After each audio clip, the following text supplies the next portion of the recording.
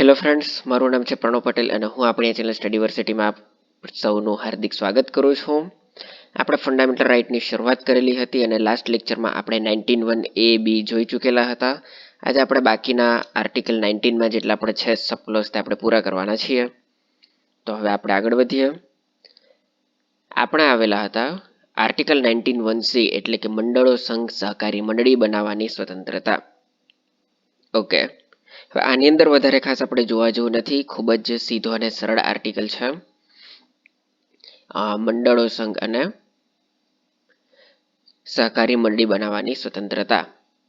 તો આની અંદર શું કહે છે કે તમને કોઈ પણ પ્રકારના તમારા પોતાના મંડળો બનાવવાના હોય, સંઘ બનાવવા હોય કે સહકારી મંડળી બનાવી, અને તમે જોતા હશો કે કોઈ પણ મોટી ફેક્ટરી હોય કે કંઈ પણ તેમાં મિલ મજદૂરોની પણ એક યુનિયન હોય, રિક્ષાવાળાનું એક કોઈક અલગ પ્રકારનું યુનિયન ચાલતું હોય, જેટલા પણ કોઈક સ્પેસિફિક જગ્યા હોય, કોઈ ત્યાંના જે વ્યાપારીઓ હોય તેમનો એક આખો અલગ સંઘ યુનિયન ચાલતો હોય, અને કોઈક વાર તેમણે સ્ટ્રાઇક કરવી હોય તો બધા એક સાથે જ સ્ટ્રાઇક પર ઉતરી જાય. તો તેમને જે આ પોતાનું મંડળ અને સંઘ જે કંઈ પણ બનાવવાની સ્વતંત્રતા છે તે તેમને મળેલી છે આ આર્ટિકલ 19(1)C અંતર્ગત. એટલે કે આ પણ આવે છે ફંડામેન્ટલ રાઇટ્સના અંડરમાં. ઓલરાઇટ, તો તેની જરૂરત શા માટે પડી? તેની જરૂર એટલા માટે પડી કારણ કે જે સ્ટેટ છે ને તે ઘણું વિચિત્ર પ્રાણી છે. સર, આ વાત તો આપણા કરતાં વધારે સારી રીતે કોણ જાણી શકે? બિલકુલ. તો આપણા જે ફાઉન્ડિંગ ફાધર્સ હતા તેમને ખબર હતી કે આ જે એક સિંગલ લાકડી હોય ને તે ઘણી વીક હોય, પણ જ્યારે લાકડીઓનો ભારો એક થાય ને ત્યારે તેને તોડવી મુશ્કેલ થઈ જાય. હવે નોર્મલી મંડળો, સંઘ કે સહકારી મંડળી કોણ બનાવતું હોય? સિવિલિયન્સ બનાવતા હોય. અહીં વાત એ નથી કે ગરીબ લોકો બનાવતા હોય, મજદૂર લોકો બનાવતા હોય કે કોઈ બીજા વ્યાપારી લોકો બનાવતા હોય. આપણો કહેવાનો મતલબ શું છે? મોટા ભાગે સિવિલિયન્સ બનાવતા હોય, એટલે કે નાગરિકો બનાવતા હોય. અને નાગરિકો પાસે કેટલી સત્તા હોય? ખૂબ જ ઓછી સત્તા હોય સ્ટેટના કમ્પેરિઝનમાં. ઓલરાઇટ, તો કોઈ એક નાગરિક સાથે જો કોઈ અન્યાય થાય તો તે આટલા મોટા સ્ટેટ સામે કેવી રીતે લડી શકે? અને પણ જો તેમનું કોઈ પોતાનું એક મંડળ હોય, કોઈ સંઘ હોય અથવા સહકારી મંડળી હોય, ત્યારે જો આ રીતે તેઓ બધા સાથે ભેગા થયેલા હોય, 100 લોકો, 500 લોકો, હજારો લોકો, ત્યારે તો તેઓ સ્ટેટ સામે લડી શકે ને. અને સ્ટેટ સામે જ શું કામ? તે લોકો જેમના અંડરમાં કામ કરી રહ્યા છે, તેમના માલિકો, તે જો તેમને અન્યાય કરે, સેલેરીમાં ટાઈમ ટુ ટાઈમ તેમને મોંઘવારી ભથ્થા નહીં આપે અથવા કોઈ બીજી રિઝનેબલ માંગો જો પૂરી ન કરે તો પણ તેઓ સ્ટ્રાઇક કરી શકે છે. તો આ કારણથી આર્ટિકલ 19(1)C અંતર્ગત તેમને આ મંડળ, સંઘ અને સહકારી મંડળી બનાવવાની સ્વતંત્રતા મળેલી હતી. બટ ઓબ્વિયસલી કોઈ પણ ફંડામેન્ટલ રાઇટ હોય તેમાં કંઈક ને કંઈક રિઝનેબલ રિસ્ટ્રિક્શન હોય જ છે, રિઝનેબલ ગ્રાઉન્ડ્સ પર. તો આમાં કઈ વસ્તુ છે? આમાં પણ એ જ વસ્તુ છે. કઈ છે ભાઈ? સાર્વભૌમત્વ છે, તેના સિવાય એકતા છે, અખંડિતતા છે, પબ્લિક ઓર્ડર છે. આ તમામનો ભંગ ન થવો જોઈએ. જો ભંગ થશે તો પછી સરકાર તમારા આ આર્ટિકલ પર હાથ મારી શકે છે. તેના સિવાય બીજું શું છે? તેના સિવાય એ છે કે તમે જે મંડળો, સંઘ રચો તે પણ તમારી એક પર્ટિક્યુલર તમારું એક કે કામકાજનું હોવું જોઈએ. કેટલીક વસ્તુ એવી છે જેમાં તમે મંડળ, સંઘ કે આવું કંઈ પણ નહીં રચી શકો. જેમ કે ભાઈ માફિયા, ડ્રગ્સ ડીલર હોય, સ્મગલર્સ હોય. ભાઈ, એક તો તમે ઓલરેડી એક ખરાબ કામ કરી રહ્યા છો, સોસાયટીને બગાડવાનું કામ કરી રહ્યા છો, અને તેમાં પણ તમને મંડળોને સંઘ બનાવવાની સ્વતંત્રતા મળી જાય. આ વસ્તુ પહેલેથી જ ઇલીગલ છે. તેથી માફિયાગીરી જો તમારે કરવા માંગતા હોય તો એ પણ તમારે એલાઉડ નથી, અને તેમાં મંડળો અને સંઘ બનાવવાના પણ એલાઉડ નથી. તેના સિવાય જો તમે કોઈ હ્યુમન ટ્રાફિકિંગનું કામ કરતા હોય,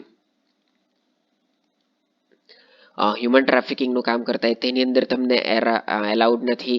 તમારે અચાનક ઈચ્છા થઈ ગઈ કે ના ભાઈ, મારે તો કોઈ પણ પ્રકારનું હું તો મંડળ ચલાવી શકું, સંઘ બનાવી શકું, તે કામ કરું. મારે સરકારથી ઘણી બધી પ્રોબ્લેમ છે, આપણે પણ આપણા પાડોશી દેશો જેવું કંઈક કરવું છે, ખૂબ જ મોટું નામ, અને એના લીધે આપણે એક ટેરરિસ્ટ ગ્રુપ બનાવવું છે. ચાલો આપણે આતંકવાદનું એક ગ્રુપ બનાવીએ કોઈ મસ્ત અલકાયદાની જેમ, તો તે પણ એલાઉડ નથી. શા માટે? કારણ કે આ તમામ વસ્તુ જે છે તે દરેક વસ્તુ કોઈક ને કંઈક રીતે આપણા દેશના સાર્વભૌમત્વને ઇફેક્ટ કરતી હોય, એકતા અખંડિતતાને ઇફેક્ટ કરી રહી છે, પબ્લિક ઓર્ડરને ઇફેક્ટ કરી રહી છે, અને તેના લીધે આમાંની કંઈ પણ વસ્તુ એલાઉડ નથી. અને આના માટે વારે દિવસે કંઈક ને કંઈક નવા નિયમો આવતા જ રહે છે અને તેમાં સંશોધન પણ થતું રહે છે. જેમાંનો એક નિયમ જે આવેલો હતો 1967માં 1967માં આવેલો હતો અને તેનું નામ હતું અનલોફુલ એક્ટિવિટીઝ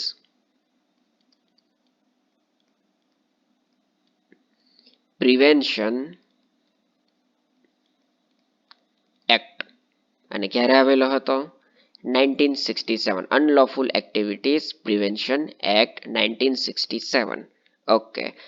અને તે આવેલો હતો 1967માં અને ત્યારબાદ તેમાં ફરીથી સંશોધન કરવામાં આવેલું હતું અને હાલમાં તે કહેવાય છે અનલોફુલ એક્ટિવિટી પ્રિવેન્શન એક્ટ 2019. શા માટે? કારણ કે 2019માં તેમાં ઘણા બધા નવા પ્રાવધાનો ઉમેરવામાં આવેલા હતા અને કેટલાક જૂના પ્રાવધાનોમાં પણ ચેન્જીસ કરવામાં આવેલો હતો. ઓલરાઈટ. તો આના અંતર્ગત એક જે સૌથી વધારે અગત્યનું પ્રાવધાન છે તે એ છે કે સેન્ટ્રલ ગવર્મેન્ટને સત્તા રહેશે. શેની સત્તા રહેશે? સેન્ટ્રલ ગવર્મેન્ટને સત્તા રહેશે કે જો સેન્ટ્રલ ગવર્મેન્ટને લાગે કે કોઈ એક પર્ટિક્યુલર કોઈ એક મંડળ છે અથવા તો કોઈ એક પર્ટિક્યુલર સંઘ છે, કોઈ એક પર્ટિક્યુલર સહકારી મંડળી છે, આવું કંઈ પણ હોય, તે તેના અંદર કંઈ પણ રીતે આમાંથી કોઈ પણ એક્ટિવિટી કરી રહ્યું છે, સાર્વભૌમત્વ, એકતા, પબ્લિક ઓર્ડર આને ભંગ કરે તેવું, તો સેન્ટ્રલ ગવર્મેન્ટ એટલે કે કેન્દ્ર સરકાર, રાજ્ય સરકાર નહીં મિત્રો, કેન્દ્ર સરકાર તેને બેન કરી શકે છે. તો યાદ રાખો, જો તમને એક્ઝામમાં આવા સવાલ, હવે જુઓ કોઈ પણ બુકમાં તમને આવું તો જોવા જ મળી જાય કે ભાઈ આર્ટિકલ 19(1)(c) માં શું આવે છે, તો તમે કહી દેશો કે ભાઈ મંડળ, સંઘ, સહકારી મંડળી બનાવવાની સ્વતંત્રતા. ઓકે, પણ તમને જેવું પૂછી દીધું તો કે આ જે છે તેને બેન કરવાની સત્તા કોની પાસે છે? પોલીસ પાસે, સીબીઆઈ પાસે, રાજ્ય સરકાર પણ કરી શકે છે, આવા બધા કે મૂકી દઈ તો એના માટે યાદ રાખવા જરૂરી છે. માત્ર સેન્ટ્રલ ગવર્મેન્ટને સત્તા છે કે તે બેન કરી શકે છે જો તેમને લાગે કે આમાંથી કોઈ પણ વસ્તુનું ઉલ્લંઘન થઈ રહ્યું છે તો, પૂરતા પ્રૂફ સાથે, પુરાવાઓ સાથે.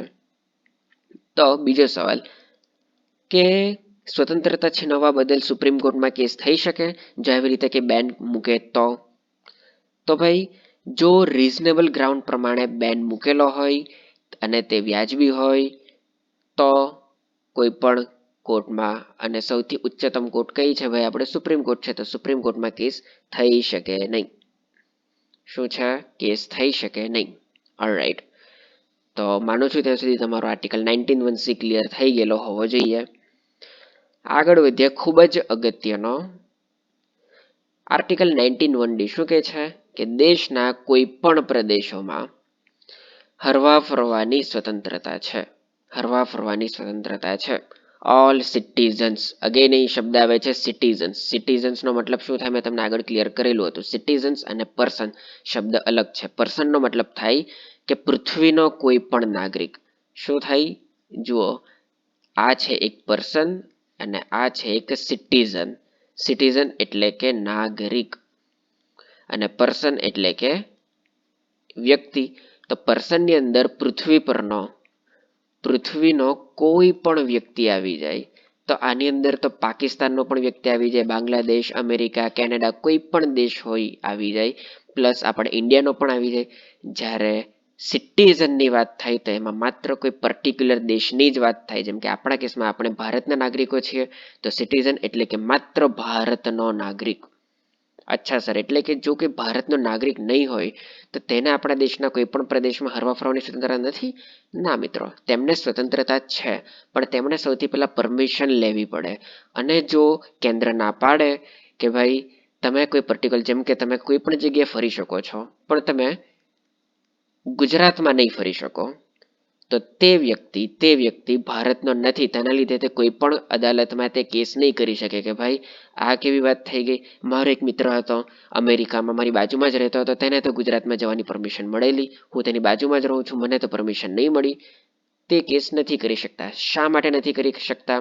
કારણ કે તે પર્સનમાં આવે છે, અને પર્સન એટલે કે તે ભારતનો નાગરિક હોઈ પણ શકે, નહીં પણ હોઈ શકે. અને તેના માટે આમાં પર્ટિક્યુલર શબ્દ વાપરેલો છે કે સિટીઝન.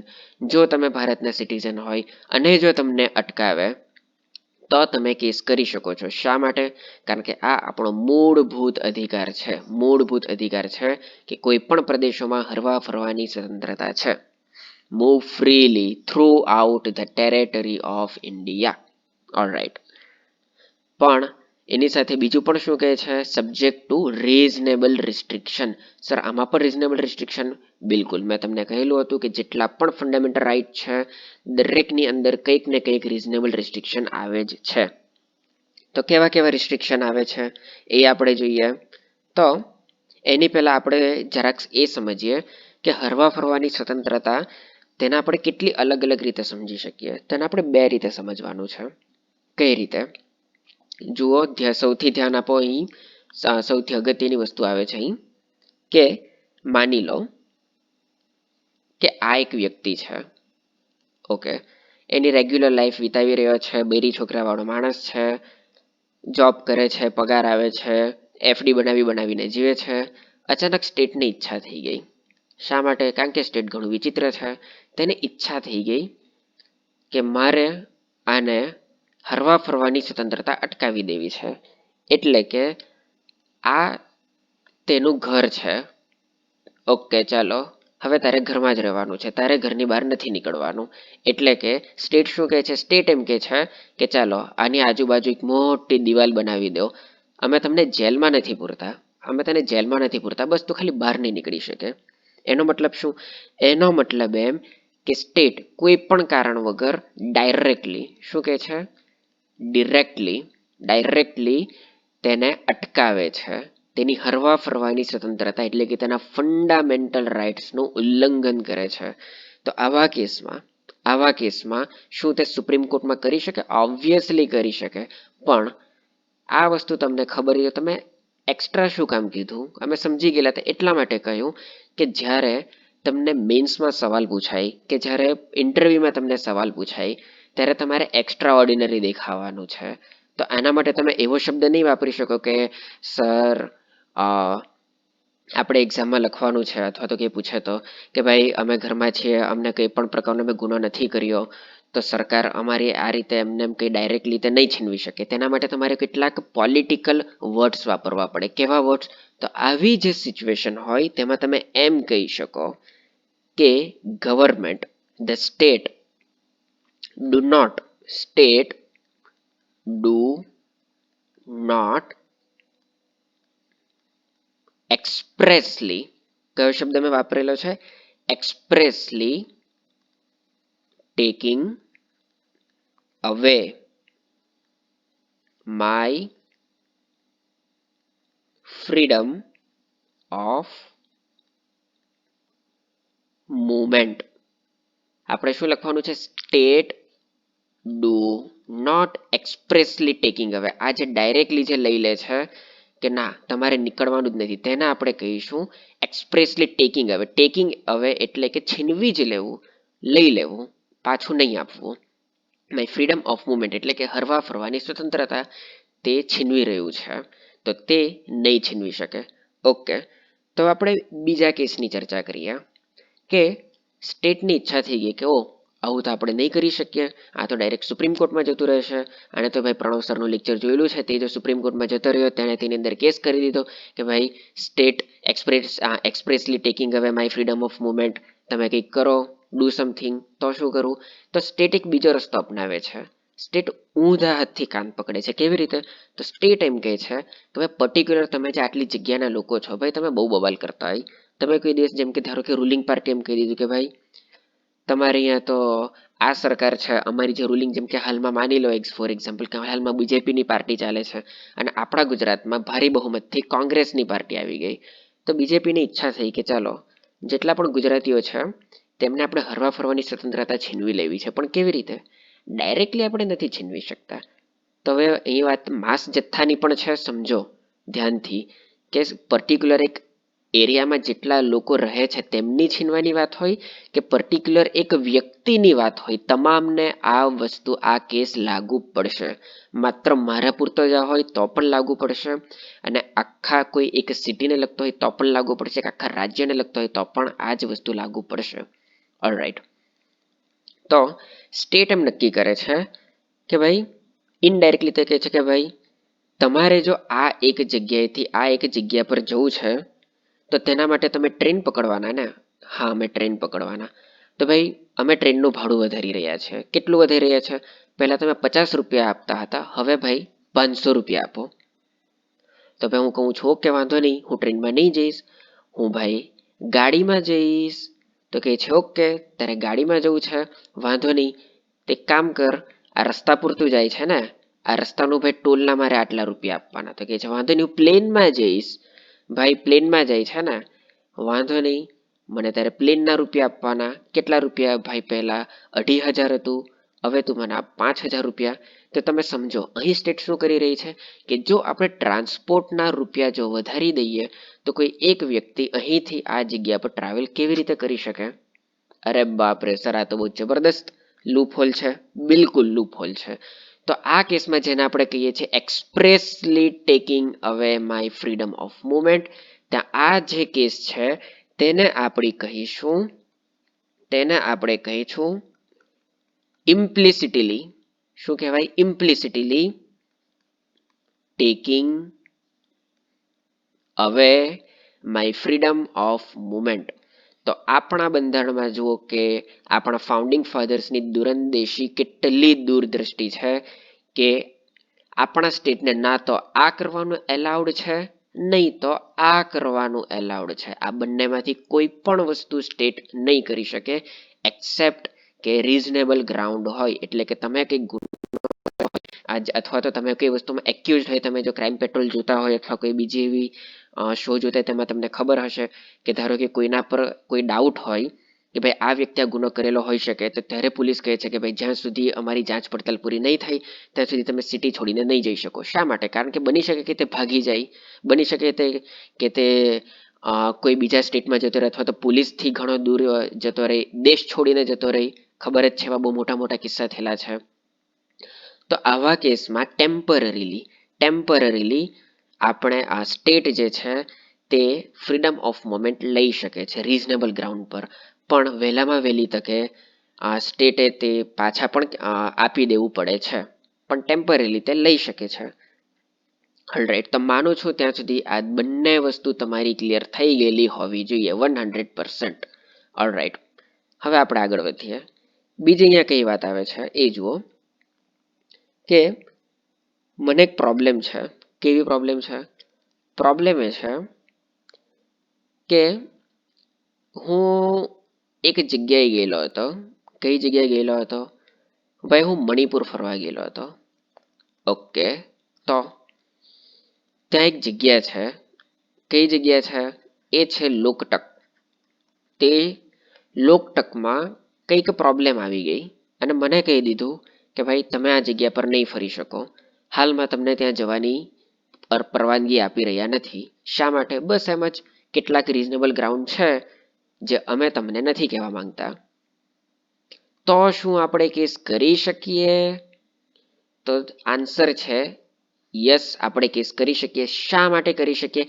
કારણ કે આપણને જાણવાનો હક છે કે તમે શા માટે અટકાવેલા છે. ઓકે, પણ બીજો કેસ આપણે પૂછીએ કે ભાઈ અમે શા માટે નહીં જઈ શકીએ, તો ત્યાંની ઓથોરિટી કહે છે ભાઈ આ જે છે ને તે નેશનલ પાર્ક છે, અને આ નેશનલ પાર્ક છે અને નેશનલ પાર્કનો એક્ટ એમ કહે છે કે સ્ટેટ તમને અહીં જવા માટે અટકાવી શકે છે. શા માટે? કારણ કે જો તમે ત્યાં ગયા તો ત્યાંના પશુઓ, પક્ષીઓ, વનસ્પતિ, ત્યાંના જે ટ્રાઇબલ્સ જે રહે છે તેમને તમારાથી ખતરો હોઈ શકે છે, અથવા તો તમે તેને હાનિ પહોંચાડી શકો છો. નેશનલ પાર્ક્સને તમે તેને ગંદકી ત્યાં ફેલાવી શકો છો, તમે કંઈ પણ કરી શકો. તેના લીધે અમે તમને ત્યાં અહીં આવવા માટે એલાઉડ નહીં કરી શકીએ. તો શું આપણે કેસ કરી શકીએ? નહીં કરી શકો. શા માટે? કારણ કે આ લખેલું છે. કેટલીક જગ્યા એવી છે જ્યાં સરકાર તમને અટકાવી શકે છે. તો કેવી કેવી જગ્યા પર સરકાર તમને અટકાવી શકે છે? તો જેમ કે મેં એક તો એક્ઝામ્પલ આપી દીધું તમને, નેશનલ પાર્કમાં જતા અટકાવી શકે છે. કોઈ મિલિટરી બેઝ હોય ત્યાં તમને જવાનો અટકાવી શકે છે મિલિટરી બેઝ પર, અથવા તો કોઈ સિક્રેટ એરિયા હોય, કોઈ સિક્રેટ એરિયા હોય ત્યાં તમને જતા અટકાવી શકે છે. અથવા તો જેમ કે હાલની જ જોઈ લો કોરોના મહામારી. તો જ્યારે ગવર્મેન્ટને એમ લાગે કે આ મહામારીમાં જો છૂટ આપી બધાને હરવા ફરવા જવાની તો મહામારી વધારે ફેલાઈ શકે છે, અને વધારે ફેલાઈ શકે એવી સંભાવના હોય તો એનો મતલબ શું? આપણી કઈ વસ્તુનો ભંગ થાય છે? Public order. કઈ વસ્તુનો ભંગ થાય છે? Public order. અને બંધારણમાં શું લખેલું છે? જો સ્ટેટને લાગે કે પબ્લિક ઓર્ડરનો ભંગ થશે તો તમે હરવા ફરવાની સ્વતંત્રતા અટકાવી શકો છો. અને એટલા જ માટે આપણે ત્યારે પણ જોયેલું ક્રિમિનલ પ્રોસિજર કોડ CRPCમાં આવે છે, સેક્શન 144 અંતર્ગત અટકાવી શકે છે સરકાર. અને આ કઈ વસ્તુમાં જણાવેલું છે કે તમે આટલી વસ્તુમાં તમે રોક મૂકી શકો? કારણ કે સર અમને 19(1)D તો દેખાયું નથી. આ લખેલું છે મિત્રો આર્ટિકલ 19(5)માં. ક્યાં લખેલું છે? આર્ટિકલ 19(5)માં. આ જુઓ આર્ટિકલ 19(5). શું લખેલું છે? કે interest of general public or the protection of any schedule tribe. એટલે કે આરક્ષિત વિસ્તાર. શું? આરક્ષિત વિસ્તાર. શિડ્યુલ એટલે કે આરક્ષિત વિસ્તાર. ઓલરાઈટ. તો હવે માનું છું ત્યાં સુધી તમારી આટલી વસ્તુ ક્લિયર થઈ ગયેલી હોવી જોઈએ. તો જે કર્ફ્યુ લાગે છે તેનું લોજિક શું છે? તે પણ આવી જાય છે. જે ફ્રીડમ ઓફ મુવમેન્ટ છે તેની પણ અગેન્સ્ટમાં કહી શકાય ને. પણ આની અંદર તો ઘરની જ બહાર નીકળવાની ના પાડી દેવામાં આવે છે. તો એનું કારણ શું? એનું કારણ પણ આ જ છે. શું? તેનું કારણ પણ આ જ છે. બટ અહીં જે CRPCની જે સેક્શન 144 છે તે અને કર્ફ્યુ બંને ડિફરન્ટ છે. કેવી રીતે ડિફરન્ટ છે? તો જે સેક્શન 144 છે 144 છે તેના વિશે મેં તમને લાસ્ટ લેક્ચરમાં કહેલું જ હતું. સ્ટીલ એકવાર હું તમને બોલી દઉં કે સેક્શન 144માં શું કહે છે? તમે કોરોનામાં જુઓ ત્યાં આપણે 144 લાગેલી હતી ધારા. તે એમ કહે છે કે ભાઈ તમે પર્ટિક્યુલર 3 વ્યક્તિ કે તેથી વધુ, 4 વ્યક્તિ કે તેથી વધુ, અને નોર્મલી 5 વ્યક્તિ કે તેથી વધુ લોકો ભેગા નહીં થઈ શકો. આટલાથી વધારે લોકો બહાર નહીં નીકળી શકો. જો તમે નીકળો તો કામ વગર બહાર નહીં નીકળી શકો. આ રીતના કેટલાક તે રિસ્ટ્રિક્શન લગાવે છે, પણ ટોટલી બંધ નથી કરતા. જ્યારે કર્ફ્યુમાં તમને કહી દેવા કે ભાઈ આ જે તમારું ઘર છે છાનામાના ઘરમાં બેસી રહો, નહીં તો જો દંડા પડી શકે છે, તમને સસુરાલ મોકલી દેવામાં આવી શકે છે, કાનૂની કાર્યવાહી થઈ કંઈ પણ થઈ શકે છે. અને જ્યારે કર્ફ્યુ તમે ભંગ કરો ત્યારે તમે કોર્ટમાં પણ, ઇવન સુપ્રીમ કોર્ટમાં પણ તમે કેસ ના કરી શકો કે ભાઈ હું ઘરની બહાર નીકળેલો હતો અને પોલીસે મારા પર દંડા વરસાવ્યા. અને જો પોલીસને એમ લાગે ત્યારે અને એવો જો ઓર્ડર મળેલો હોય કે તમે ઘરની બહાર નીકળશો તો ફાયરિંગ પણ થઈ શકે છે. તમે સુપ્રીમ કોર્ટમાં એમ નહીં કહી શકો કે હું તો ખાલી આટલા કામ માટે બહાર નીકળેલો હતો, મારે ચા પીવી હતી એટલે હું દૂધની કોથળી લેવા માટે બહાર નીકળેલો હતો અને સરકારે મને એટલા દંડા માર્યા પોલીસે કે મારાથી બેસાતુંય નથી. તો સુપ્રીમ કોર્ટ કહે છે ભાઈ હું એમાં કંઈ નહીં કરી શકું. શા માટે? કારણ કે કર્ફ્યુ લાગેલો હતો. અને કર્ફ્યુના પ્રાવધાન ખબર જ છે કે ઘરની બહાર નહીં નીકળવાનું. તો માનું છું ત્યાં સુધી હવે તમારું કર્ફ્યુ અને ધારા 144 બંને વચ્ચે કયો ડિફરન્સ છે તે પણ ક્લિયર થઈ ગયેલું હોવું જોઈએ. ઓલરાઈટ. બીજી એક વસ્તુ અહીં જોવાની આવે છે. સર હજુ બાકી છે? બિલકુલ. તો જે આપણે પેલી ચર્ચા કરી લેતી તેની અંદર આપણે ટ્રેન જોઈ ગયેલા હતા, પ્લેન જોઈ ગયેલા હતા, હોડી વહાણ કંઈ પણ જોઈ ગયેલા હતા. પણ અહીં મેં એક શબ્દ બોલેલો હતો. શું? તે હતી ગાડી. કે મારે કારમાં જવાનું છે. તો સરકાર કહે છે કે ભાઈ મને આટલો ટોલ પ્લાઝા આપ, આટલું મને રૂપિયા આપ, તો જ હું તમને અહીંથી આગળ જવા દઈશ, નહીં તો નહીં જવા દઉં. તો આ તો હરવા ફરવાની સ્વતંત્રતાને વાયોલેટ કરે છે ને. આ તો હરવા ફરવાની સ્વતંત્રતાને વાયોલેટ કરે છે. તો કેવી રીતે? તો મને જવાબ આપો કે જે ટોલ પ્લાઝા છે તે યોગ્ય છે કે અયોગ્ય છે આ ક્વેશ્ચન છે. તો મને આન્સર આપો. તમે આન્સર કેવી રીતે આપવાના? તમે નહીં આપી શકો વાંધો નહીં, હું જ આન્સર આપી દઉં. તો આ સવાલ આવેલો હતો ઘણા વર્ષો પહેલા કે કેસ ગયેલો હતો કોર્ટમાં કે ભાઈ ટોલ પ્લાઝા છે તો ટોલ પ્લાઝામાં તો મારે રૂપિયા શા માટે આપવાના? મારો દેશ છે. આ એક છે જગ્યા, માની લો કે આ છે મારું નવસારી. મારે અહીંથી જવાનું છે બરોડા. આ છે એક રસ્તો. તો મારે જો હરવા ફરવાની સ્વતંત્રતા હોય કોઈ પણ જગ્યાએ, એક દેશ છે અને હું એક અખંડ ભારતનો નાગરિક છું, તો હું રૂપિયા શા માટે આપું? તો ભાઈ સુપ્રીમ કોર્ટે સ્ટેટને પૂછ્યું, ભાઈ શા માટે તમે બવાલ કરો છો, શા માટે રૂપિયા લો છો, શા માટે તમે મારા નાગરિકોને હેરાન કરો છો? બિચારા માંડ માંડ તમને રજા મળતી હોય પોતાની ફેમિલી સાથે, તેઓ ફરવા જતા હોય, તમે તેમાં પણ તમને પ્રોબ્લેમ છે. તો સરકાર કહે છે કે ભાઈ હું શું કરું, હું તો ભલું કરી રહ્યો છું. તો સુપ્રીમ કોર્ટ કહે છે ભાઈ તું કેવી રીતે ભલું કરી રહ્યો છે રૂપિયા લઈને? તો સ્ટેટ કહે છે કે જુઓ ડિયર સુપ્રીમ કોર્ટ, નવસારીથી બરોડાનો રસ્તો કેટલો ખરાબ હતો, કેટલો ખરાબ હતો. મેં આટલો મસ્ત તેમને હાઈવે બનાવીને આપ્યો, આટલો મસ્ત નેશનલ હાઈવે બનાવીને આપું છું. કોઈ પણ એ જગ્યા હોય બી જગ્યા હોય તેની વચ્ચે જવા માટે એક્સપ્રેસ હાઈવે બનાવીને આપું છું, કોઈ પણ ખાડા ટેકરા વગરનું. કે કોઈ એક રસ્તો એવો હોય જ્યાં 10 કલાક લાગતા હોય, હું તેમનો એ સમય ખાલી 4 કલાક કરીને આપું છું. તેની પાછળ હું કરોડો રૂપિયા ખર્ચું છું. તો હું રૂપિયા નહીં લઈ શકું? તો પછી હું દેશનો વિકાસ કેવી રીતે કરું છું? હું તેમને ફ્રીમાં જવા દઉં અને સાથે સાથે તેમને વિકાસ પણ જોઈએ છે કે ભાઈ રોડ સારા કરો, તો હું રૂપિયા લાવું ક્યાંથી? તો સુપ્રીમ કોર્ટ કહે છે ભાઈ તારી વાત પણ બરાબર છે, બટ સ્ટીલ સુપ્રીમ કોર્ટે એ બંધારણથી બંધાયેલી છે, તેણે બંધારણને ફોલો કરવું પડે. અને બંધારણમાં લખેલું છે કે ભાઈ કોઈ પણ જગ્યાએ હરી ફરી શકો છો, તમે ડાયરેક્ટલી કે ઇનડાયરેક્ટલી તમે લઈ નહીં શકો. તો સુપ્રીમ કોર્ટ વચ્ચેનો રસ્તો કાઢે છે. કયો રસ્તો કાઢે છે? સુપ્રીમ કોર્ટ કહે છે કે ડિયર સ્ટેટ, માની લો, ધ્યાનથી સમજો, આ તમને નોર્મલી કોઈ પણ બુકમાં નહીં જોવા મળે. અને ઇવન તમે કોઈ હજારો રૂપિયા આપીને તમે ઓફલાઈન ક્લાસીસ કરતા હોય કે ઓનલાઈન ક્લાસીસ કરતા હોય, તેમાં પણ બહુ જ ઓછા એવા ક્લાસીસ હોય, 10માંથી એકાદ એવો ક્લાસીસ હોય કે જેમાં કોઈ તમને આટલું ડિટેલમાં કરાવતા હોય. તો અહીં 100% કોન્સન્ટ્રેશનથી અહીં ધ્યાન આપો. આ એક જગ્યા છે અને આ બી જગ્યા છે. આ સી છે, આ છે એ, ઓકે, આ છે બી, આ છે સી અને આ છે ડી. તો મારે જવું છે મેઇન આ જગ્યા પર. ઓકે, મારે જવું છે એ થી ડી પર. ઓકે, તો સરકાર કહે છે કે આ જુઓ, આ છે રસ્તો, આવી જાઓ અને બદલામાં મને ટોલ આપી દો. કેટલો ટોલ આપો? 80 રૂપિયા મને ટોલ આપો અને આ રસ્તાથી જતા રહો. તો સુપ્રીમ કોર્ટ એમ કહે છે, સુપ્રીમ કોર્ટે એવો ચુકાદો આપ્યો કે જો એ જગ્યાએથી લઈને બી જગ્યા સુધીનો, એટલે જે જગ્યાએ જવાનું છે તેની વચ્ચેનો જો એક જ રસ્તો હોય, એક જ રસ્તો હોય માત્ર, તો સ્ટેટ તમે એક્સપ્રેસ હાઈવે બનાવો, તમે નેશનલ હાઈવે બનાવો, તમે સ્ટેટ હાઈવે બનાવો, તમે કોઈ પણ પ્રકારનો હાઈવે બનાવો, તમે રૂપિયા નહીં લઈ શકો. તમારે ફ્રીમાં જ જવા દેવું પડશે, કમ્પલસરી. અને જો તમે રૂપિયા લેશો તો નાગરિકો કેસ કરી શકશે અને મારે તમારા આ ટોલ પ્લાઝાને હટાવવું પડશે. બટ મારે જવું છે એથી ડી સુધી.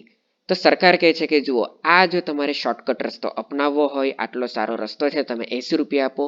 અથવા જો તમારે 80 રૂપિયા નહીં આપવા હોય તો આ બીજો પણ એક રસ્તો છે ઉબડ ખાબડ છે. એથી પહેલા તમારે બી જવાનું, બી થી તમારે વાયા સી જવાનું અને સી થી તમે વાયા ડી પહોંચો. રસ્તો પણ એટલો સારો નથી, આ ઉબડ ખાબડ છે. તમારી મરજી, તમારે શું કરવું છે? તો તેવા કેસમાં આપણે કેસ નહીં કરી શકીએ. સુપ્રીમ કોર્ટ શું કહે છે કે જો આ એક જગ્યાએથી લઈને બી જગ્યા સુધી જવાનો એક જ રસ્તો હોય તો ડિયર સ્ટેટ તમે રૂપિયા નહીં લઈ શકો. પણ જો બે રસ્તા હોય અથવા એકથી વધુ રસ્તા હોય તો કોઈ પણ એક રસ્તો એવો રાખવો જ જોઈએ ફરજિયાત કે જે ફ્રીમાં જ્યાંથી તમે જઈ શકો. એક રસ્તો એવો હોવો જ જોઈએ, વન વે, એક એવો રસ્તો કે જ્યાંથી મારા દેશના નાગરિકો ફ્રીમાં જઈ શકે. પછી તે નાગરિકો પર છે કે તમને જો સારો રસ્તો લેવો હોય, તેમને જો ફાસ્ટ પહોંચે તેવો ફાસ્ટેસ્ટ રૂટ અપનાવવો હોય તો તેમણે રૂપિયા આપવાના, અને જો તેમને રૂપિયાથી બચવું હોય તો એક તો સ્પેરમાં ફ્રી રસ્તો પડેલો જ છે. તો માનું છું ત્યાં સુધી આટલી વસ્તુ તમારી ક્લિયર થઈ ગયેલી હોવી જોઈએ. આનાથી ઇઝી વેમાં કોઈ તમને સમજાવી નહીં શકે. ઓકે, તો અહીં થાય છે આપણું આર્ટિકલ 19(1)D કમ્પ્લીટ. ઓકે, હવે આપણે આવીએ છીએ આર્ટિકલ 19(1)E. શું કહે છે કે દેશના કોઈ પણ પ્રદેશમાં રહેવાની અને સ્થાયી થવાની સ્વતંત્રતા. આપણે દેશના કોઈ પણ જગ્યાએ રહી શકીએ છીએ, કોઈ પણ જગ્યાએ આપણે સ્થાયી થઈ શકીએ છીએ. આ સૌથી સિમ્પલ છે. આની અંદર કંઈ પણ એવો લૂપહોલ નથી કે આપણે ડીપમાં જોવા માટેનું આવતું નથી. પણ સ્ટીલ આની અંદર પણ રીઝનેબલ ગ્રાઉન્ડ છે. કયા કયા રીઝનેબલ ગ્રાઉન્ડ? એ જ ગ્રાઉન્ડ કે જે આમાં હતા 19(5)માં, આર્ટિકલ 19(5)માં. કઈ વસ્તુ છે? તો ભાઈ શેડ્યુલ ટ્રાઇબ હોય એરિયા, જનરલ પબ્લિક ઓર્ડરને લઈને હોય, તો ત્યાં તમે વસવાટ નહીં કરી શકો. તમને અચાનક ઈચ્છા થઈ ગઈ કે ના, મારે તો જંગલમાં રહેવું છે, મારે તો હવે એક મસ્ત મજાનું ફાર્મ હાઉસ ખોલવાનું છે અને મસ્ત ચોખ્ખી હવા લઈને હું તો રહીશ આરામથી વાંસદા નેશનલ પાર્કમાં. તેવું નહીં કરી શકો. શા માટે? કારણ કે આ એક આવે છે રીઝનેબલ રિસ્ટ્રિક્શન. ઓકે, તો માનું છું ત્યાં સુધી તમારું આર્ટિકલ 19(1)E પણ ક્લિયર થઈ ગયેલું હશે. હા, આની અંદર એક અપવાદ હતો, હાલમાં નથી. કયો હતો? જમ્મુ એન્ડ કાશ્મીર. જમ્મુ એન્ડ કાશ્મીરનો અપવાદ હતો. જમ્મુ એન્ડ કાશ્મીરમાં આપણને જમ્મુ એન્ડ કાશ્મીર સિવાયના લોકોને ત્યાં રહેવાની કે હરવા ફરવાની કે સ્થાયી થવાની જે સ્વતંત્રતા છે તે ત્યારે નહીં હતી. કયા આર્ટિકલ અંતર્ગત? તે હતો આર્ટિકલ 35(A) અંતર્ગત, કે જે ત્યાંના જ નાગરિકોને છૂટ આપતી હતી, બીજા કોઈને નહીં. પણ હાલમાં તે નથી. ક્યારથી નથી? તે છે 5 ઓગસ્ટ 2019થી, જે હાલમાં જ ગયેલો છે. 1 વર્ષ કમ્પ્લીટ થઈ ચૂકેલું છે આને. તો હાલમાં કોઈ પણ અપવાદ નથી. તમે કોઈ પણ જગ્યાએ જાઓ છો અને ત્યાં રહી શકો છો. ઓકે, પણ બીજો સવાલ, તો પછી કેટલાક કેસ એવા પણ જોવા મળે છે કે ભાઈ કેટલાક શેડ્યુલ એરિયા છે તો તેની અંદર પણ અમે નથી રહી શક્યા. તો ભાઈ મિત્રો, હું તમને એ પણ કહી ચૂકેલો છું. આ જોઈ લો, શેડ્યુલ ટ્રાઇબ. શું છે? Schedule tribe. તમે કેટલીક જગ્યાએ એવી છે કે જ્યાં તમે નહીં રહી શકો. ઓકે, બાકી બધી જગ્યાએ છૂટ છે. આપણો જ દેશ છે, જ્યાં રહેવું હોય ત્યાં રહેવું. બસ કેટલીક જગ્યા એવી છે જ્યાં આપણે નહીં રહી શકીએ. ઓકે, તો માનું છું ત્યાં સુધી આ પણ આર્ટિકલ તમારું ક્લિયર થઈ ગયેલું હોવું જોઈએ. આની અંદર આના સિવાય બીજું કંઈ છે નહીં. આગળ વધીએ. ઘણો જ ઇન્ટરેસ્ટિંગ આર્ટિકલ, ઘણો જ ઇન્ટરેસ્ટિંગ. પણ સર, ઈ પછી ડાયરેક્ટ જી આવી ગયો, એબીસીડી કાચું છે, એફ ક્યાં જતો રહ્યો? એફ વિશે આપણે છેલ્લે ચર્ચા કરીશું, તે રદ થઈ ચૂકેલો છે. હાલમાં તેનું કંઈ નથી એટલા માટે. ઓકે, આર્ટિકલ 1G શું કહે છે? કે ધંધો, વ્યવસાય કે વ્યાપાર કરવાની સ્વતંત્રતા. શું કહે છે? ધંધો, વ્યાપાર અને વ્યવસાય કરવાની સ્વતંત્રતા. તમે દેશમાં કોઈ પણ જગ્યાએ કંઈ પણ ધંધો, વ્યવસાય, વ્યાપાર કરી શકો છો. કોઈ પણ કરી શકીએ સર? કોઈ પણ કરી શકીએ. ઓકે, પણ એક પ્રોબ્લેમ આવી. કેવી પ્રોબ્લેમ આવી સર? પ્રોબ્લેમ એ આવી કે બે ભાઈઓ છે. કોણ છે? બે ભાઈઓ છે. ઓકે, બે ભાઈઓ છે.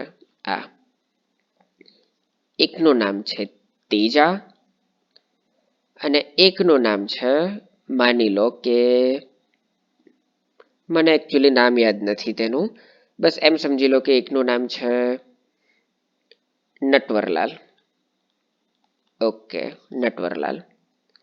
તો જે तेजा है तेम कहे है, मेरे पास बहुत पैसा है, अभी जब मैं आज़ाद हो गया, 1947 आ गया, अभी मुझे सब कुछ करने की छूट मिल गई, तो मैं मुर्गियों का फार्म खोलूंगा, पोएट्री फार्म, जो हजारों मुर्गियां देगी.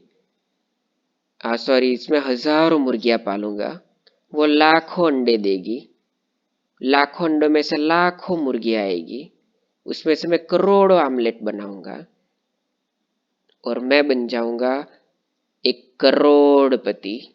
मैं बन जाऊंगा करोड़पति. तो स्टेट कहे छे ओके, जा तेजा जा, जी ले अपनी जिंदगी.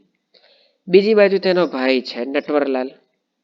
તે શું કહે છે, હું तो ऑलरेडी करोड़पति छूं, मैं तो पहले से बहुत पैसा वाला हूं, मेरे पास बहुत पैसा है, मैं करोड़पति हूं, तो मुझे अरबोपति बनना है, मुझे और कमाना है, मैं मिलियनर हूं, मुझे बिलियनर बनना है, तो मैं क्या करूंगा? तो भाई नटवरलाल एम के છે ભાઈ નવી નવી માર્કેટમાં આવેલું છે, નવી નવું માર્કેટમાં એક વસ્તુ આવેલી છે. કઈ વસ્તુ આવેલી છે? તે આવેલી છે nuclear power plant. Nuclear power plant આવેલા છે. મારી ઈચ્છા એવી છે કે ભાઈ હું ન્યુક્લિયર પાવર પ્લાન્ટ ખોલું, લોકોને વીજળી આપું, લોકો પણ તેનાથી ખુશ થાય, હું પણ ખુશ થાઉં, પ્રદૂષણ પણ બચે અને કરોડપતિમાંથી હું બિલિયનર બની જાઉં, અરબોપતિ બની જાઉં. પણ સ્ટેટ કહે છે ભાઈ થાંભા થાંભા, રૂકો ભાઈ રૂકો જરા, પ્રોબ્લેમ છે. કેવી પ્રોબ્લેમ છે ભાઈ? પ્રોબ્લેમ એ છે ન્યુક્લિયર વસ્તુ છે ભાઈ, આ કોઈ મુર્ગીઓ કા ફાર્મ નથી. ન્યુક્લિયરમાં તમે મુનાફો મેળવવા માટે, તમે થોડા ઘણા રૂપિયા બચાવવા માટે, અમુક લાખ રૂપિયા બચાવવા માટે તમે સરખું મેન્ટેનન્સ નહીં કર્યું, ત્યાં કંઈ પ્રોબ્લેમ આવી ગઈ ને આજુબાજુનો આખો વિસ્તાર ઉડી ગયો તો શું કરશો? અરે પણ હું નહીં થવા દઉં, હું બધી વસ્તુની પ્રિકોશન રાખીશ. ના, તમે પ્રિકોશન ભલે રાખો, અમે આ રિસ્ક નહીં લઈ શકીએ. પ્લસ તમે ન્યુક્લિયર પાવર પ્લાન્ટ બનાવ્યું, અંદરથી તમે કોઈ મિસાઇલ બનાવી દીધી તો, કે ખરાબ રીતે ગેરનીતિ કરવા લાગી ગયા તો, કોઈક એવા દેશ જેમની પાસે હજુ સુધી આ ફોર્મ્યુલા નથી, તમે કેટલાક રૂપિયા મેળવવા માટે તમે એમને આ વેચી દીધું તો થવા માટે કંઈ પણ થઈ શકે. તેથી અમે આઈ એમ સોરી, પણ અમે તમને આ પરમિશન નહીં આપી શકીએ. તો ભાઈ નટવરલાલ ગુસ્સેથી જવું નહીં ચાલે. મારા ભાઈ તેજાને તો તમે પરમિશન આપી દીધી, મને નહીં આપી. આ જુઓ શું લખેલું છે આર્ટિકલ 19(1)(g)માં કે ધંધો વ્યાપાર કે વ્યવસાય કરવાની મને સ્વતંત્રતા છે અને મને સ્વતંત્રતા જોઈએ છે. વાત પૂરી, હું તો બનાવીશ જ. તો આવો જ કેસ એક આવ્યો ક્યારે? જ્યારે બંધારણ અમલમાં આવ્યું 1950-1951ની આસપાસની વાત છે. ન્યુક્લિયર પાવર પ્લાન્ટની હતું કે એક બીજી વાત હતી? કયો કેસ હતો? અને તે જ કેસ પરથી એક્ટ પણ બન્યો. તે હતો CP and Berar motor vehicles act 1947. Sir તમે તો એમ કહેતા હતા કે ભાઈ 1950-51ની વાત છે, આની અંદર લખેલું છે 1947. અરે થાંભા રૂકો ભાઈ રૂકો જરા, સમજાવું તમને. ઓકે, તો આ કંઈક એમ કે છે સીપીએન બેરાર મોટર વેહિકલ એક્ટ કે સ્ટેટ ઈચ્છે તો, ઇફ સ્ટેટ વોન્ટ્સ, શું કહે છે? જો સ્ટેટ ઈચ્છે તો ઇટ એટલે કોણ? સ્ટેટ. જો સ્ટેટ ઈચ્છે તો તે state can monopolise the entire motor vehicles business.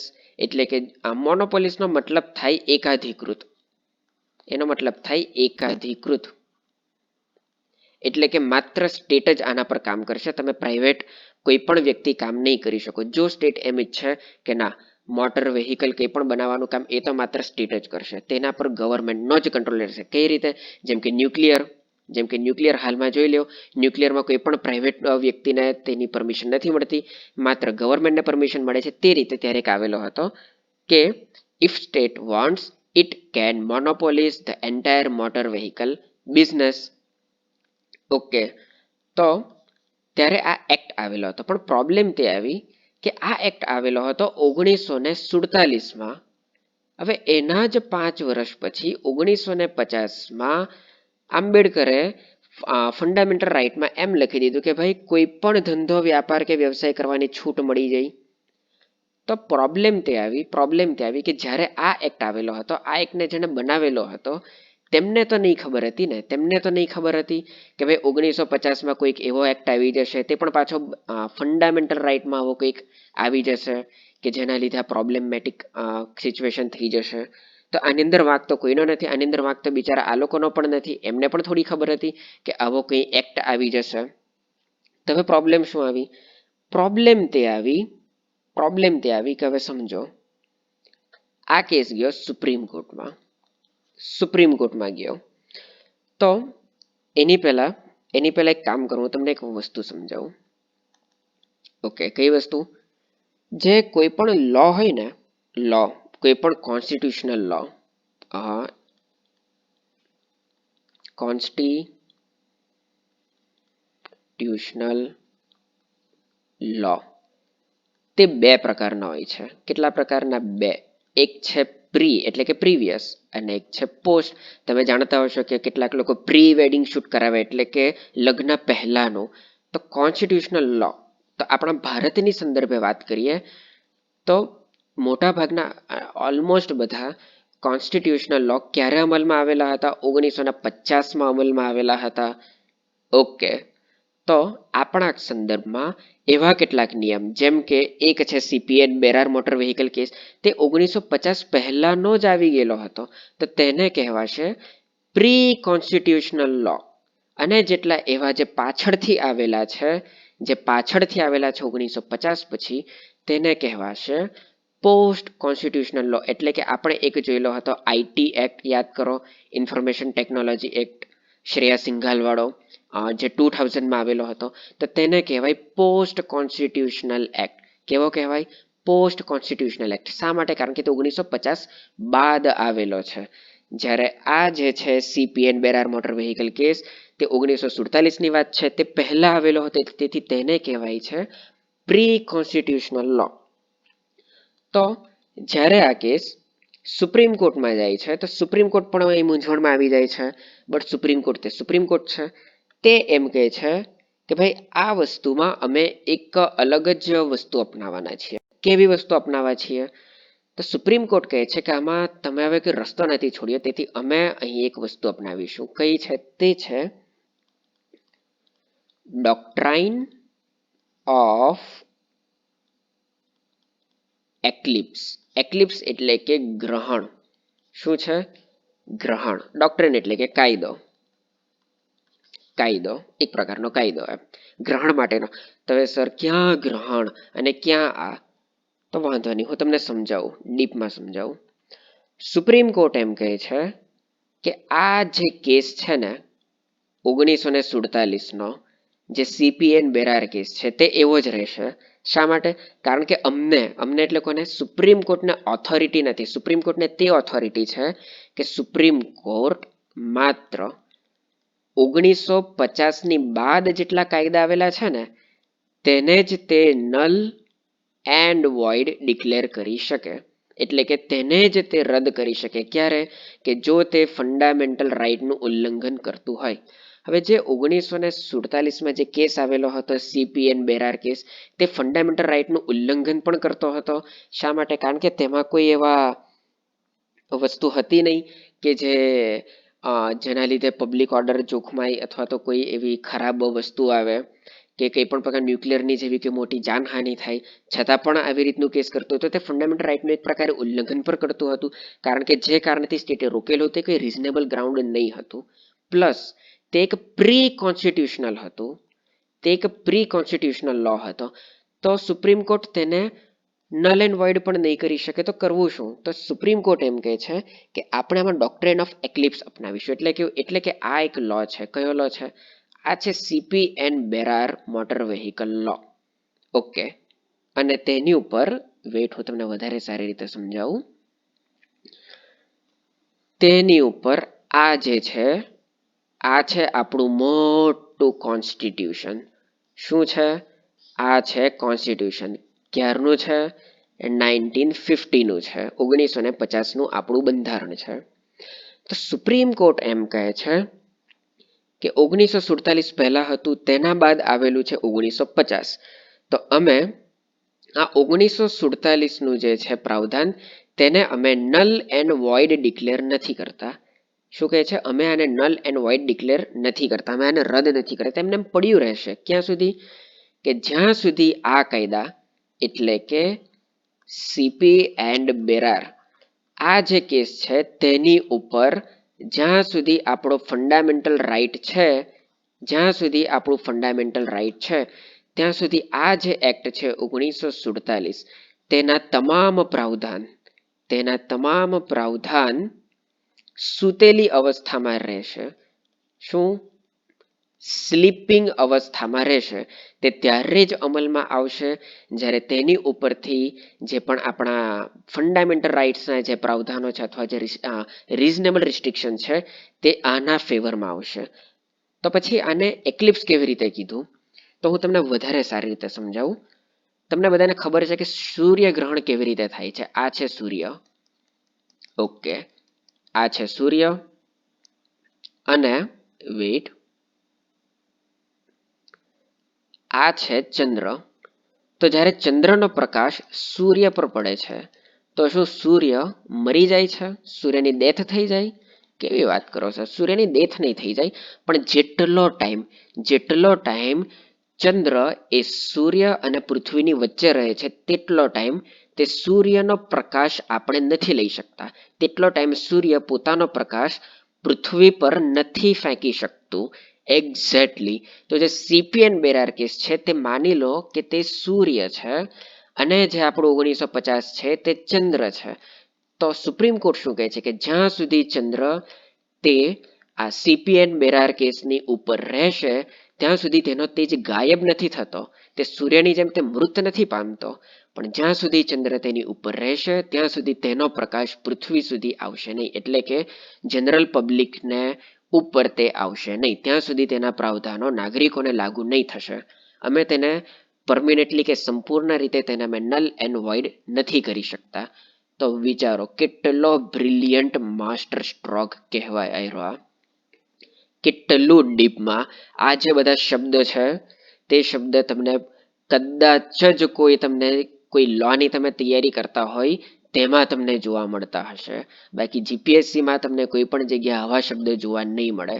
અને તમે જ્યારે આવા શબ્દોનો યુઝ કરો ત્યારે તમે બનો છો એક ત્યારે તમે બનો છો એક એક્સ્ટ્રા ઓર્ડિનરી. કેવા? ડોક્ટ્રેન ઓફ એક્લિપ્સ એટલે કે ગ્રહણનો કાયદો. અને આ જેટલા પણ હું તમને કેસની ચર્ચા કરું છું એ લેન્ડમાર્ક કેસ છે. તમને પૂછી શકે કે ભાઈ સુપ્રીમ કોર્ટના હાથ ક્યાં બંધાયેલા છે, તમે ચર્ચા કરો ત્યાં તમે બોલી શકો છો કે પ્રી કોન્સ્ટિટ્યુશનલ લો કોને કહેવાય, પોસ્ટ કોન્સ્ટિટ્યુશનલ લો કોને કહેવાય, આવી કોઈ વસ્તુ બનેલી છે કે નહીં, અને સુપ્રીમ કોર્ટે કેવી રીતે પોતાની સૂઝબૂછથી તેમાં ચુકાદો આપેલો હોય, તેનો સોલ્વ કરેલો હોય. તો યાદ રાખો કે આ ત્યારબાદ સુપ્રીમ કોર્ટ કહે છે કે ડોક્ટ્રેન ઓફ એક્લિપ્સ અમે વાપરીએ છીએ અને આના જે પ્રાવધાનો છે તે ઇટ્સ નોટ નલ, એટલે કે તેને અમે રદ નથી કરતા, બટ આને શું કહેવાય આને કહેવાય અંગ્રેજીમાં કે બટ ઇટ્સ અંડર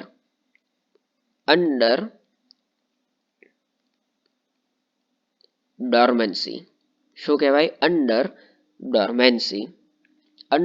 ડોર્મેન્સી એટલે કે તે શેડોના અંતર્ગત છે. આપણે જોયું કે ગ્રહણમાં ચંદ્ર વચ્ચે આવી જાય છે, ચંદ્રનો પડછાયો સૂર્ય પર આવી જાય છે, એટલા માટે સૂર્ય નથી દેખાતો. એટલા માટે કહે છે કે તે એક પડછાયાની અંદર હાલમાં તે કેદ છે.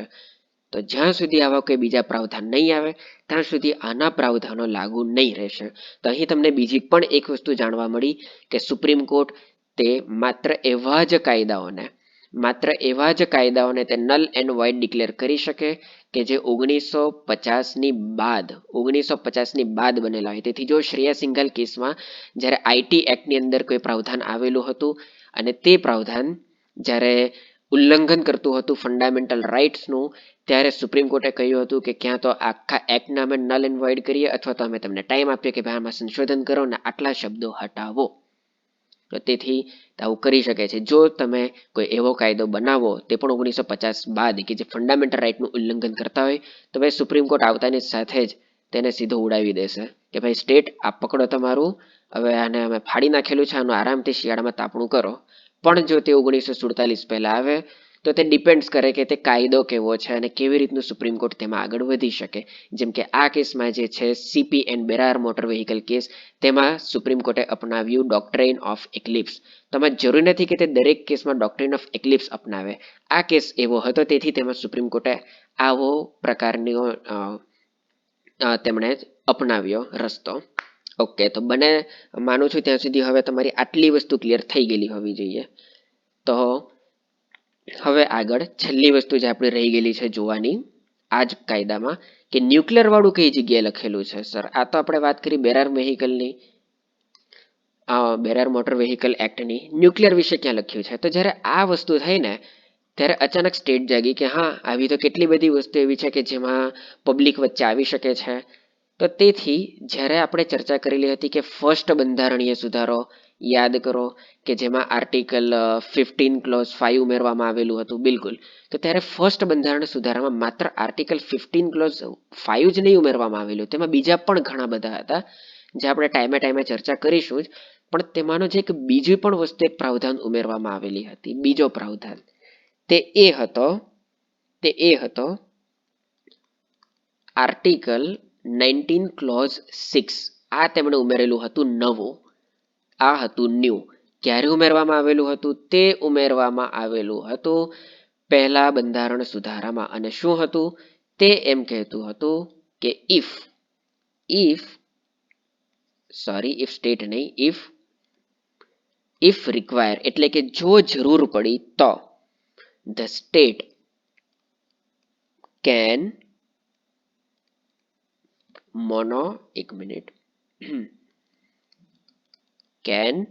monopolize a business. શું કહે છે? If require the state can monopolise a business, એટલે કે જો જરૂર પડી તો સ્ટેટ એ 100% કોઈક ને કોઈક એવા બિઝનેસ હોય તેને લઈને તે રીઝનેબલ ગ્રાઉન્ડ ઉપર તે એકાધિકાર કરી શકે છે. જેમ કે હાલમાં જોઈ લો ન્યુક્લિયર પાવર પ્લાન્ટ હોય કે ન્યુક્લિયરને લગતી કોઈ પણ વસ્તુ હોય. બીજી કઈ વસ્તુ હાલમાં છે?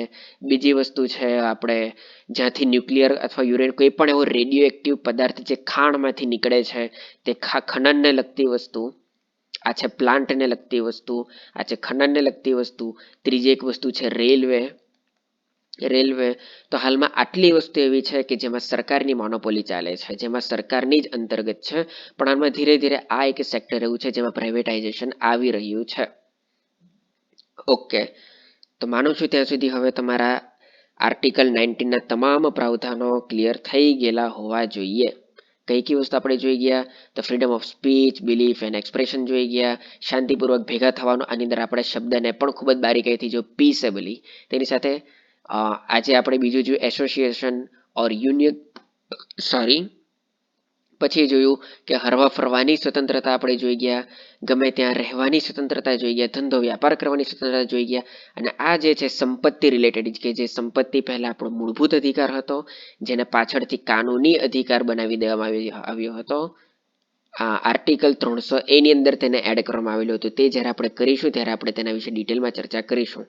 તો આને યાદ કેવી રીતે રાખવાનું? તો યાદ એ રીતે રાખવાનું, અને યાદ રાખવાની ટ્રીક તમે એ રીતે યાદ રાખી શકો કે સૌથી પહેલા તો આવે છે આપણે કંઈ પણ બોલી શકીએ. જ્યારે આપણે પેદા થઈએ, પેદા થતાની સાથે જ આપણે જોર જોરમાં રડવાનું ચાલુ કરી દઈએ, ધીરે ધીરે બોલવાનું શીખીએ. તેથી પહેલો આર્ટિકલ આવે છે વાણી સ્વતંત્રતા, વાણી વિચાર અભિવ્યક્તિ.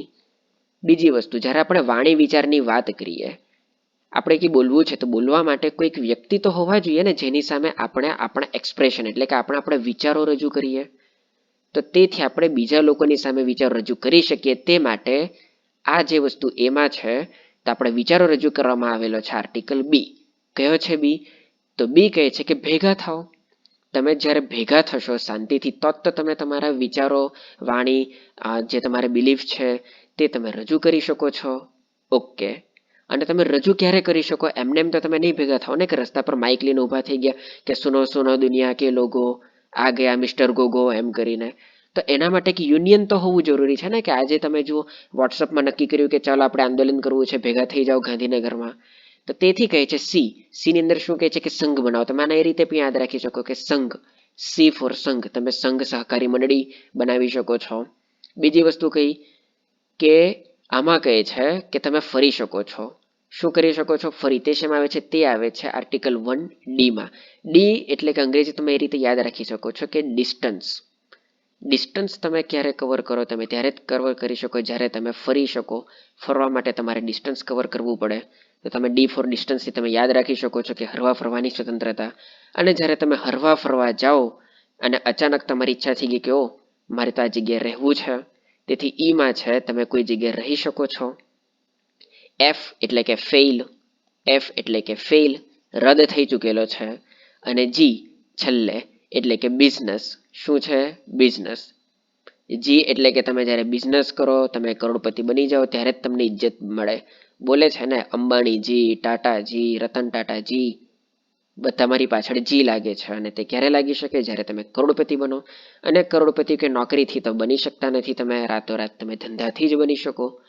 તો આ યાદ રાખવાની કેટલીક ટ્રીક છે, અથવા તમારે પોતે પણ તમારે કોઈ ટ્રીક બનાવી હોય તો તમે બનાવી શકો છો. તો માનું છું ત્યાં સુધી હવે આર્ટિકલ 19 ક્લિયર થઈ ગયેલું હોવું જોઈએ. હવે આવતીકાલનો લેક્ચર ને એના પછીનો લેક્ચર ખૂબ જ રસપ્રદ રહેવાનો છે. સૌથી ઇમ્પોર્ટન્ટ આર્ટિકલ્સની આપણે ચર્ચા કરવાના છીએ એક સાથે. તે છે આર્ટિકલ 20, 21 અને 22. તો તમે એ જોવાનું બિલકુલ પણ નહીં ચૂકતા. તમને એમાં ખૂબ જ મજા આવી જશે. તો મળીએ છીએ આપણે નેક્સ્ટ લેક્ચરમાં. વિડીયોને લાઇક કરી દેજો, મિત્રો સુધી શેર કરજો, સબસ્ક્રાઇબ કરી દેજો, બેલ આઇકન પ્રેસ કરી દેજો. અને કંઈ પણ કન્ફ્યુઝન હોય તો તમે કોમેન્ટ સેક્શનમાં પૂછી શકો છો. તો મળીએ છીએ આવતીકાલે 2 વાગ્યે. મારા લેક્ચર સોમવારથી શનિવાર સુધી રોજ 2 વાગ્યે આવશે. તો થેન્ક યુ વેરી મચ. ત્યાં સુધી સ્ટે સેફ, કીપ લર્નિંગ. જય હિન્દ.